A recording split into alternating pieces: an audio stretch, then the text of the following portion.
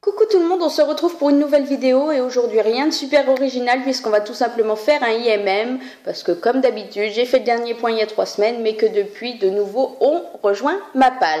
Donc je vais commencer par les VF, alors pour une fois il y a beaucoup plus de VF que de VO puisque voilà, mois d'août il y avait énormément de sorties VO qui me tentaient.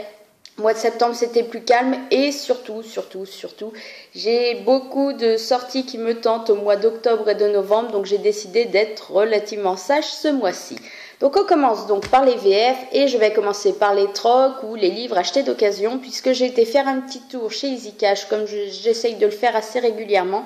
Et voilà, je suis tombée sur quelques petits livres qui m'intriguaient, que j'étais pas forcément prête à payer en prix neuf. Donc voilà, c'était l'occasion. Le premier, c'est un Milady Romance, donc rien qu'une chanson de Stacy Lynn. Milady Romance, il n'y a pas de collection. On n'a plus Pemberley, Central Park et compagnie, bref. Donc voilà, j'ai vu du bon sur ce livre. Maintenant, le thème me parlait bien, le pitch me parlait bien, mais il y a tellement de sorties dans les Milady Romances qu'au bout d'un moment, il faut faire un choix. Donc voilà, là, c'était l'occasion. Je verrai bien ce que ça donne, même si je n'en fais pas une lecture prioritaire. Ensuite, celui-ci, c'est pareil. Je me tâte depuis qu'il est sorti, même en grand format. Je ne sais pas si je me laisse tenter. C'est une belle brique. Ah oui, quand même, quasiment 800 pages. Voilà, là je pense qu'à 3 €, et même pas, il a été gratuit celui-là. C'était l'occasion de le tenter, donc on verra bien ce que ça donne. Je me rends compte que j'ai oublié un livre, je vais aller le chercher après. Bref, je finis les occasions et au moment de vous parler des VO, j'irai le chercher. Et le troisième, donc 13 raisons de Jay Asher. Donc c'est le grand format Albin Michel Louise. Maintenant il me semble qu'il est sorti depuis, peut-être bien chez le livre de poche. Pourquoi j'ai pas craqué pour la petite version depuis longtemps? Parce que je suis vachement intriguée par ce livre, je ne sais pas. Voilà, là le grand format me tentait, donc c'était maintenant ou jamais, j'ai presque envie de dire. Maintenant, il me semble qu'en plus ils l'ont réédité depuis avec la couverture VO, qui me plaisait plus. Mais bon, une occasion, voilà. On fait de l'économie, on taille dans le budget. Ensuite, j'ai fait un troc et je suis super contente puisque ce livre m'intriguait depuis juste sa sortie. Donc, profil, ah bah encore de Jay Asher, tiens, et de Caroline Maclure, bref. C'est une sortie, donc 1000 ans dans leur collection Macadam qui date quand même, je sais pas, d'il y a au moins 2 ans. Voilà, j'avais vu des bons retours, d'autres moins bons, mais j'étais intriguée, donc c'est vrai que je suis super contente qu'il ait rejoint Mappal et j'ai envie de tester. Voilà, en plus, univers Facebook intégré à cette histoire, ça me paraît pas mal du tout, donc j'ai vraiment hâte de le découvrir. Ensuite, j'ai fait un troc, heureusement que c'est un troc parce qu'autrement quand même je l'aurais eu mauvaise. Donc j'ai reçu le tome 1 de Dôme, le tome 2 de Dôme en grand format. Et je vous dis que c'est juste abusé puisqu'en fait, cette série, j'ai carrément... Enfin, ceux qui suivent un peu le compte Instagram auront vu cette semaine que je vous ai posté la photo donc d'un livre jaune et j'avais sorti justement la VO de Dôme, qui est juste un pavé de 1100 pages grand jusqu'à là, qui est épais comme ça, qui est écrit super petit puisqu'en VO, ils avaient pas fait de tome, ils en avaient fait un seul. J'avais flashé dessus. Quand on nous l'avait annoncé, je l'avais commandé, je l'avais reçu, j'ai commencé à le lire. Et c'est vrai, je pense que les 1100 pages, j'y joue énormément et la mise en page, j'avais pas super adhéré. Enfin, j'avais beaucoup de mal à rentrer dedans, donc j'avais été obligée de le mettre de côté. J'avais ensuite acheté la version poche de ce livre, que je trouve vilaine. Je trouvais qu'elle était tellement belle, je vois pas pourquoi ils ont retouché, mais enfin bon bref. Et là c'est pareil, j'ai dû lire 300 pages du premier tome et j'ai arrêté parce qu'en fait je trouvais que ça se traînait, mais c'est dû aussi au fait de tous les personnages qu'il faut nous présenter, donc ça prend un petit peu un temps infini au début. Donc je me suis dit que le grand format m'aiderait peut-être enfin justement, voilà, le fait que, bon, j'ai pas écrit super gros non plus, mais c'est quand même plus aéré. Et je pense que si je dois vraiment m'y mettre et que je veux vraiment le liquider, il faudra que je sorte le grand format. Mais c'est juste abusé d'avoir 3 éditions du même bouquin dans sa bibliothèque, dans sa palle. Mais bon, c'est du tout moi comme d'habitude. Ensuite, donc j'ai reçu, et d'ailleurs c'était ma lecture en cours hier, je l'ai fini depuis, How to Love de Cathy Cotugno, je ne sais pas, qui est une sortie pocket jeunesse donc du mois de septembre. C'est ça. J'ai adoré le pitch. Voilà, on nous parle donc de Rina, qui aime Sawyer depuis qu'elle est toute petite. Voilà, elle flash dessus. Il est trop beau, en plus il est gentil. Bon, genre les histoires jusqu'à là, rien de nouveau. Finalement, un jour, elle sort avec Sawyer, ils couchent ensemble. Enfin bon, ils passent quand même tout un moment ensemble. Hein. Et du jour au lendemain, finalement, Sawyer prend ses clics, ses claques et s'en va. Sauf que Rina, elle reste derrière et qu'en plus, elle est enceinte. Donc voilà, rien d'hyper nouveau. En plus, on nous l'annonce derrière, donc je ne vous spoile pas, mais elle essaye un petit peu de reconstruire sa vie. Finalement, elle a un nouveau petit ami, tout ça.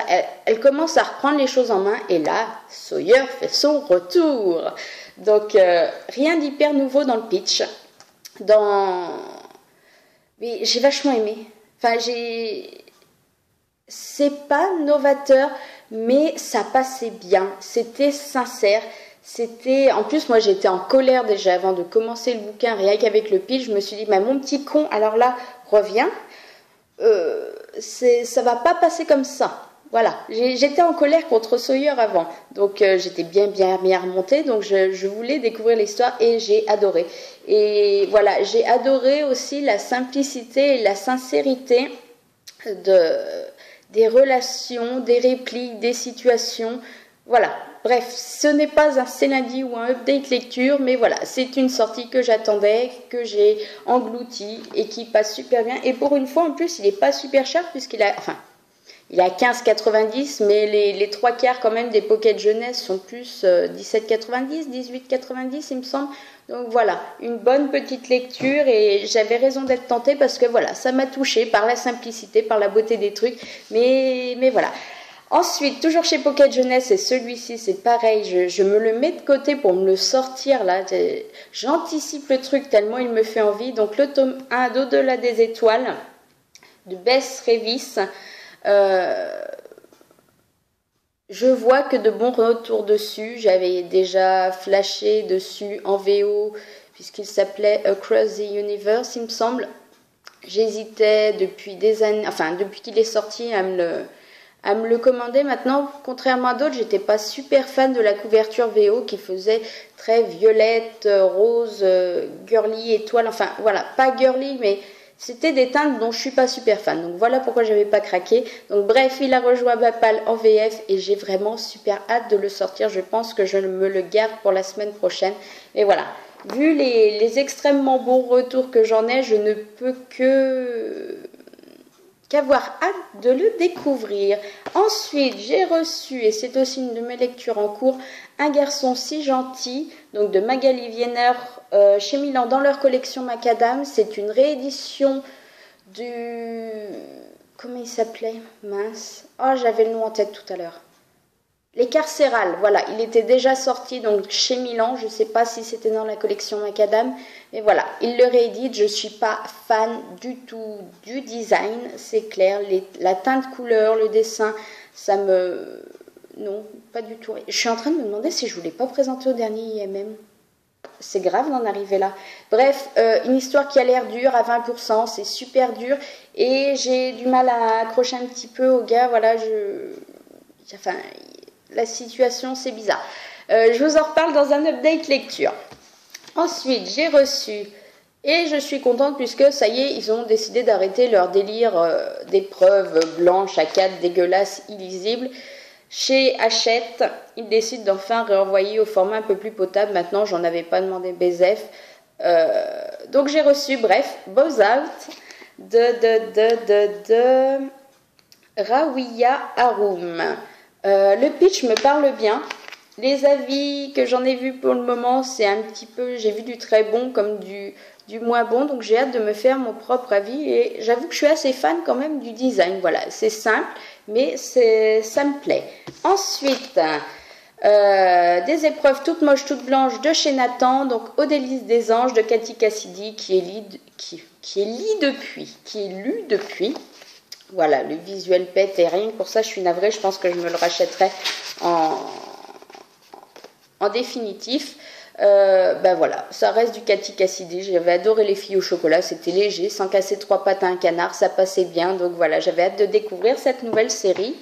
Ensuite, alors après, c'est du Nathan. Vous savez, comme c'est d'habitude, voilà, j'avais demandé celui-là et puis en fait, je reçois d'autres trucs que j'ai pas demandé, dont la très bonne surprise Réseau, le tome 2 de Vincent Villeminot. J'adore ce qu'il nous fait. J'avais adoré la série Instinct. Par contre, j'ai essayé l'année dernière de lire Réseau et j'ai bloqué au bout de 50 pages, je comprenais que dalle. Et j'ai la joie de trouver donc cette suite. Je pense que je vais faire un effort et puis essayer de reprendre le tome 1. Par contre, je ne suis pas convaincue de lire ce tome 2. Donc on verra bien. Ça, c'est surprise de la boîte aux lettres et voilà, comme celle-ci. Donc, les fausses bonnes questions de l'hommoniste Niquette, le tome 2. Le titre est que sur le côté. Quand l'avez-vous vu pour la dernière fois?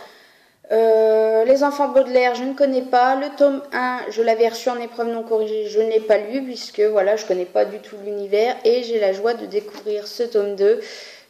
Non, espèce sauvage, non. Et puis pour des trucs qui ne m'intéressent pas, je ne pense pas. À moins que vraiment ça me prenne d'un coup et que j'ai envie de découvrir le tome 1. Mais sinon, je pense que comme beaucoup d'autres, ce sera un des tomes que je ferai gagner. Je fais un espèce de ménage dans mes étagères, donc c'est pas pour stocker des livres qui m'intéressent pas et c'est ridicule qu'ils prennent la poussière là, donc je pense que je vais faire des mises en jeu une fois que j'aurai fini de faire ce tri. Et ensuite j'ai reçu donc le tome 8 de Time Riders, La prophétie Maya d'Alex Caro. C'est une série que j'aime beaucoup, sauf que j'en suis toujours au tome 4, que je leur demande de ne plus recevoir cette suite puisque je préfère les acheter justement quand vraiment je vais avoir envie de les lire. Sauf que ça arrive toujours. Donc je les lirai, je vous donnerai mon avis. Maintenant, pour moi, il n'y a pas de date butoir et c'est pas prioritaire. Ensuite, on passe à la VO. Donc je vais aller chercher celui qui manque. Donc en fait, je vous dis des grosses conneries puisque c'est un livre VF que j'avais oublié de rajouter. Donc mon petit plaisir, mais j'ai décidé d'être raisonnable quand même par rapport à ça puisque je loue juste sur ce livre depuis 3 plombes. Sauf que j'ai craqué fin de semaine dernière. Par contre, comme c'est une série et que les livres coûtent juste un bras, j'ai décidé de les acheter un par un. C'est-à-dire que j'ai acheté là le tome 1, que je vais lire. Il n'y a que quand je l'aurai lu que je m'autoriserai à acheter le 2 et ainsi de suite.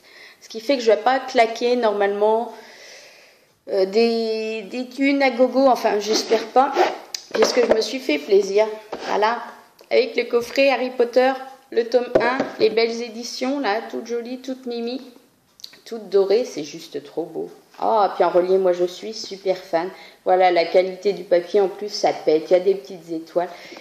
Donc, Harry Potter à l'école des sorciers, que j'ai lu déjà en VF, que j'ai relu en VO, puisque j'ai une autre édition là-bas. Mais voilà, je flash tellement sur cette édition, je louche tellement dessus depuis juste 3 plombes, que là, je me suis dit, merde. Il faut se faire plaisir dans la vie, c'est le mois des impôts, enfin bon... C'est justement pour compenser les impôts qui font mal. Donc voilà. Ensuite, je vais finir donc par les livres VO. Alors j'ai commencé par combler puisque je me suis commandé donc le tome 1 de la série Beautiful Disaster de Jamie Maguire. Voilà, j'avais le tome 2. J'ai aussi le premier tome des frères Maddox là-bas. Donc il me manquait que celui-ci parce que c'est vrai que c'est à l'époque où je lisais beaucoup de VO, mais j'en lisais surtout beaucoup en numérique et j'avais pas forcément recommandé. Maintenant, quand on a le reste de la série, ça coche un peu de pas les avoir et puis voilà. Il est juste tellement magnifique que ça manquait à ma jolie bibliothèque. Ensuite, je vous en avais parlé puisque je vous ai présenté le tome 3 la semaine dernière. Je me suis recommandé aussi le tome 1 de la série Luxe de Jennifer Armentrout, donc Obsidian. Voilà, moi je voulais garder les éditions que j'avais lues. et je suis super contente puisque j'ai fait un achat d'occasion mais qui est limite plus neuf que la moitié des neufs que je reçois. Donc ça veut quand même tout dire. Donc je suis super contente. Ensuite j'ai craqué, mais ça c'est uniquement la faute de Jess, pour Rum, donc The True Story of Rumpelstiltskin, qui est un livre, visuellement déjà ça pète, hein, sans déconner, comment pas craquer, qui valait 5 €, qui est en plus super bien noté, qui est, voilà, c'est un petit peu l'équivalent là de Folio, c'est-à-dire que c'est écrit assez gros, il y a des bonnes marges, voilà, le bouquin n'est pas super épais puisqu'il fait 250 pages, j'ai vraiment hâte de le découvrir. Ensuite, il me semble que j'avais oublié de vous le présenter le mois dernier, donc j'ai craqué pour Unravel de Cagliari. Non, je suis en train de lire le titre et je me dis que je vous l'ai présenté, putain, il faut vraiment que je fasse des listes pour éviter de faire doublon, voilà. Je kiffais le résumé, Nessa a adoré et je kiffe le visu, donc c'était un craquage. Ensuite, je me suis laissée tenter donc par le dernier Joséphine Angelini, donc Trial by Fire, le tome 1. Beaucoup ont craqué pour ce livre en version hardback. Moi, j'avoue que je suis super fan du côté coloré. En plus, voilà, il y a du relief et tout dans les cheveux. Vous voyez le rouge qui brille? C'est super joli. C'est vrai que pour elle, en général, je craque pour ces versions paperback, puisque Starcross, c'est aussi celle que je prends, qui sont très colorées. La première était jaune, la deuxième rouge. Voilà, je kiffe bien le visu. Donc c'est vrai que j'ai longtemps hésité entre cette version paperback et le hardback. Bon, finalement, je me suis laissée tenter par la version paperback, mais qui est juste trop jolie. Donc maintenant, j'ai hâte de le découvrir. Ensuite est arrivé donc Meant to Be, que j'attendais depuis un petit moment, dont je vois plein de bons retours, et qui a l'air d'être une lecture sans révolutionner là aussi le genre, agréable. Et puis voilà, rien que le visu, moi je suis désolée, ça pète. Et en plus, il est tout beau en dessous, il est bleu et blanc. Et c'est écrit en rose. Oh, ça pète, c'est tout mimi joli. Bref, j'ai hâte de le sortir, de le découvrir. Et enfin, le dernier que j'ai reçu ce matin, juste avant, donc le tome 2 de The Pledge, The Essence, de Kimberly Derting. Là, c'est purement un craquage prix, puisqu'il était sur Amazon en neuf, en hardcover. Alors c'est là que j'ai merdé, c'est qu'en fait le premier je l'ai acheté en paperback. Maintenant je pense peut-être je le changerai au cas où, hein. Je le ferai offrir, voilà, si l'histoire me plaît, si je vais jusqu'au bout. Bon, c'est débile parce qu'en fait c'est une trilogie, donc le troisième est sorti pour l'instant, ou va sortir là non, il est sorti début d'année en première version. Bon, là, il va ressortir en paperback justement fin d'année. Mais voilà, le visu est juste sublimissime. Et sans déconner, 75 centimes. J'ai rajouté les 3 €. J'ai eu pour 3,74 € de commande de mon bouquin. Comment résister? Donc voilà, j'ai fini de faire le tour. C'est bien pour... ouais, faut vraiment que je garnarine d'en faire un peu plus d'un. Il faut que j'en fasse 2 par mois parce que ça fait quand même moins long. J'ai plus le temps de blablater, mais vous voyez, il y a quand même encore de quoi faire. Donc je ne vais pas vous déranger plus longtemps. Je vous retrouve bientôt pour une nouvelle vidéo, puisque par contre je n'ai pas fait d'update lecture le mois dernier. J'ai publié ceux de mon été, mais j'en ai pas fait. Donc là aussi je vais voir selon la longueur, mais elle sera peut-être divisée en 2 la vidéo. Donc voilà, je fais ça bientôt. Et je vous poste ça très vite. En attendant, je vous souhaite de très bonnes découvertes livresses, de très bons achats, de passer une très bonne semaine et je vous dis à bientôt.